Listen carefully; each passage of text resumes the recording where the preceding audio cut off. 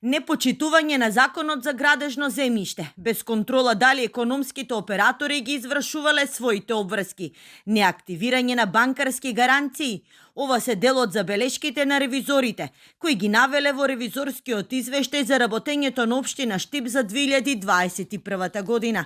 Штипскиот градоначелник го повика обвинителството да утврди одговорност. Ја користам оваа прилика да повикам јавното обвинителство да го разгледа извештајот, да констатира она кое што го констатирало државниот ревизор, Државниот завод за ревизија и практично да се утврди одговорност. Едно од забелешките е неплаќањето на кредитот на јавното предпријатие ИСАР кон Министерството за финансии, поради што износот на затезната казнена камата го надминал главниот долг за 220% и изнесува околу 120 милиони денари.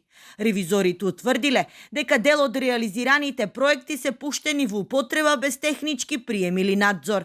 Доколку имало технички приеми, доколку е констатирано тоа кое што општината го побарува по јавната набавка, секако дека немало да има забелешка.